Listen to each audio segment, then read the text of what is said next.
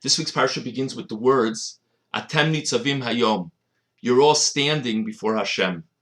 And Rashi cites a fascinating medrash. Last week's parsha more or less ended with the Tochacha, with strong words of rebuke by Moshe for the Jewish people. Medrash says that after those strong words by Moshe, the people were clearly very distraught and very nervous because Moshe said, if you sin in this way and you sin in that way, God will punish you terribly.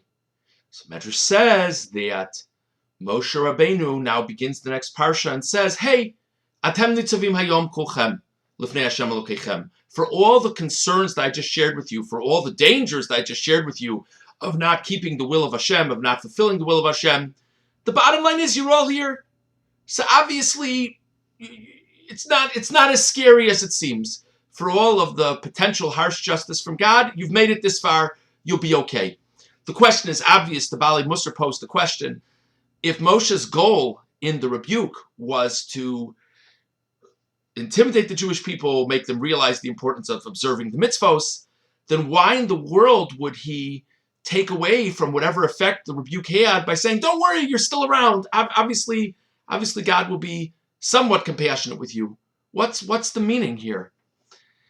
And what the Baalei Musar explain is Moshe Rabbeinu's goal certainly was to help the Jewish people understand how grave and serious the situation was.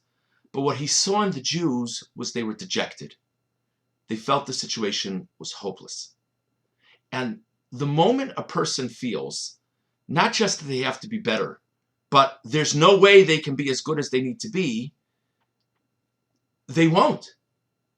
Because they've given up hope. So even though Moshe Rabbeinu wanted to convey a strong message, what he realized was the effect of the message was stronger than he desired, or was taken in a way different than he desired, because the Jewish people internalized the message to say it's hopeless. So he had to buck them up a bit, so to say.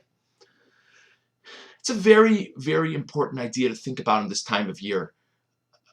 If we're seriously introspective, as we're supposed to be, come Rosh Hashanah, we think about the things that we haven't done as well as we should this past year. And if we're honest with ourselves, we ask ourselves, what are the chances that we'll really do better? How many times before have we tried to do better and haven't succeeded?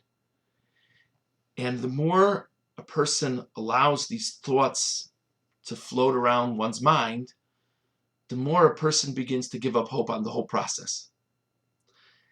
And the idea that the Baalei Musar learned from this medrash is so significant. This is a serious time of year. This is a year where we have to be introspective and we have to be reflective. But we also have to say to ourselves, God sees me as being a good person. God sees me as being a person of great potential.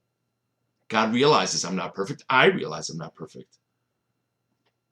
But Hashem loves me, and Hashem wants to help me help myself in really growing and really becoming a more productive person in all aspects of my life. If we come in with that attitude, of course we understand that these days are serious, but we also hopefully will not give up hope and will believe in our potential in doing just a little bit better over the year to come. Have a good Shabbos and a Ksiva v'Chasima Tova.